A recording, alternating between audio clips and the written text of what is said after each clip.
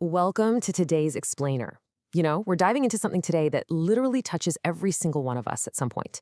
We're talking about that moments when life gets impossibly hard, when Allah tests you, and how absolutely crucial it is to not lose hope. We'll be digging into some really profound Islamic frameworks for finding hope and honestly just maintaining your psychological resilience when things go south.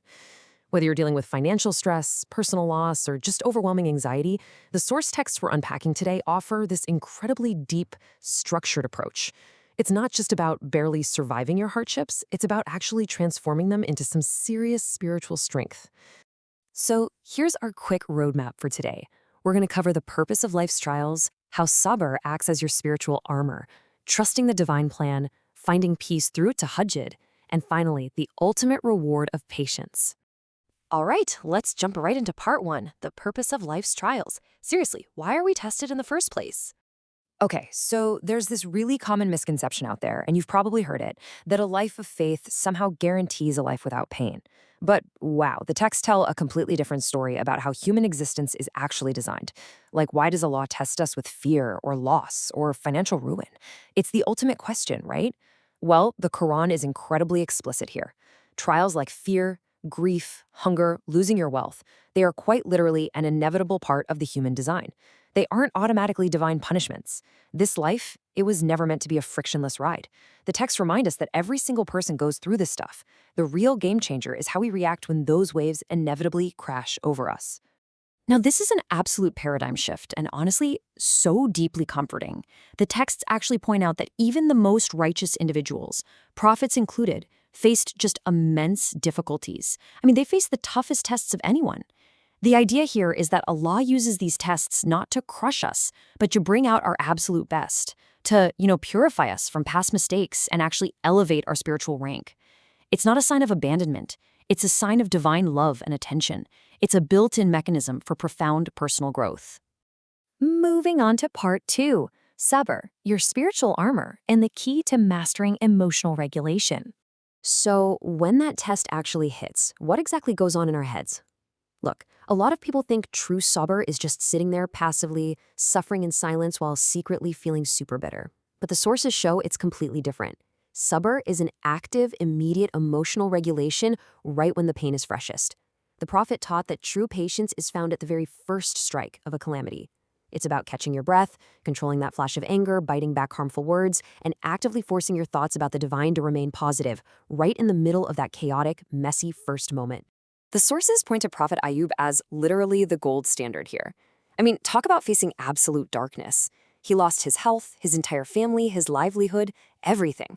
But his response? He didn't rebel. He didn't scream at his creator. He held on to his gratitude and continued his worship. It just goes to show that sabr is this quiet, incredibly powerful strength that acts like a shield, guarding your heart from totally falling into despair. And this shows us how to do some incredible cognitive reframing. It's about taking the bitter lemons of our trials and, making spiritual lemonade. The texts really push us to look for the hidden flip side of a tragedy. Like if someone hands you a venomous snake, you obviously don't keep the venom, but hey, you can keep the precious skin. It's realizing that pure, unadulterated evil rarely exists in any situation. With the right mindset, what ruins an unskilled person actually becomes a massive opportunity for a wise one. Which brings us to part three, tawakkul. Trusting the divine plan and how this bridges faith and psychology. Because, let's be honest, once you regulate that initial shock with sabr, you still have to figure out how to carry the massive weight of uncertainty day after day. This is where tawakkul comes in. By practicing it, the texts say we're essentially taking that crushing boulder of anxiety off our own shoulders and handing it over to the best of planners. Think about it. Anxiety almost always spikes when we feel like every single thing depends on us. Tawakkul is that deep realization that, sure, we tie our camel, we do our best, but we leave the actual results to a higher power. It's just an incredible remedy for an anxious mind because it reminds you you are never flying solo. Okay, this is where it gets really fascinating. Have you ever noticed how these ancient spiritual practices perfectly mirror the goals of modern psychology? Take cognitive behavioral therapy, or CBT.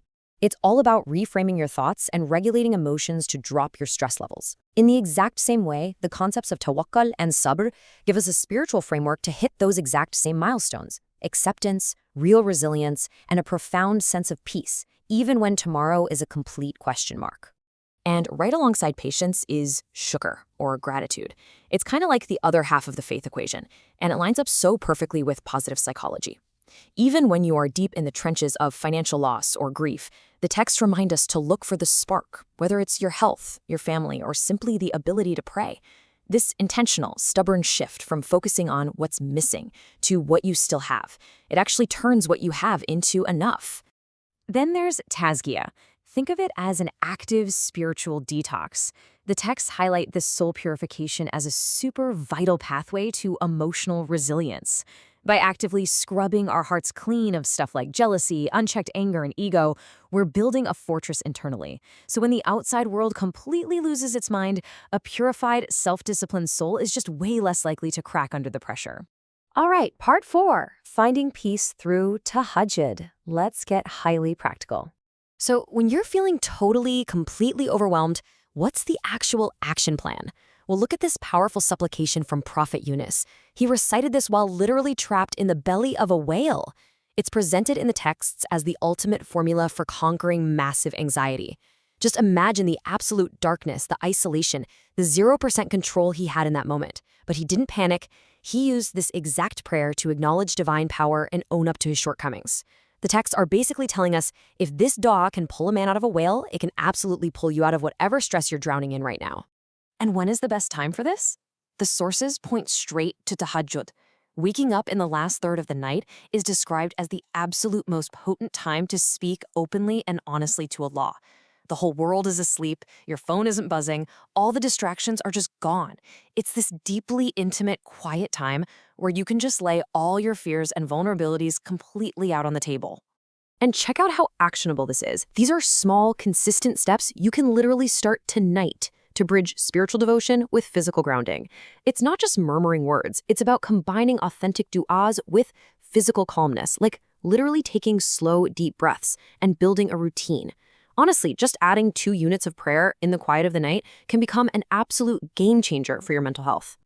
Finally, part 5, the ultimate reward of patience. Let's look at the light at the end of the tunnel. So why go through all this effort?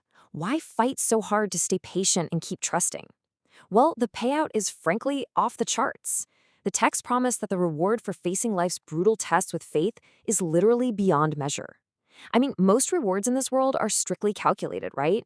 But the reward for the truly patient, the ones who say, to Allah we belong and to Him is our return, when things get incredibly tough, it's given without account. It's a 3-fold guarantee straight from the Creator: infinite blessings, unending mercy, and spiritual guidance. And there's this amazing concept called ma'iyya, which means a special, highly protective companionship from the divine for those who stand their ground. This isn't just the basic idea that God sees everything. No, this is an elevated, specific companionship. It means when you are practicing that beautiful patience, you are never, ever suffering alone. You have the active support of the divine right there in the trenches with you. And we can't forget this absolute promise from the texts: your current situation is temporary. But pay close attention to the phrasing here. It doesn't say relief comes after the hardship. It says with hardship, there is relief. It's this powerful reminder that the very trial you are sweating through right now already carries the seeds of its own resolution. So as you're navigating your own tests right now, just remember, your story of triumph is still being written. True healing usually kicks in the exact second you decide, I am not going to lose hope. One of the sources makes this brilliant comparison. Life is like a book. Some chapters are going to be absolute tragedies, and others are going to be triumphant. But the only way to fail is to stop reading on a really tough page. So knowing that a better chapter is waiting for you, do you have the spiritual courage to keep turning the pages?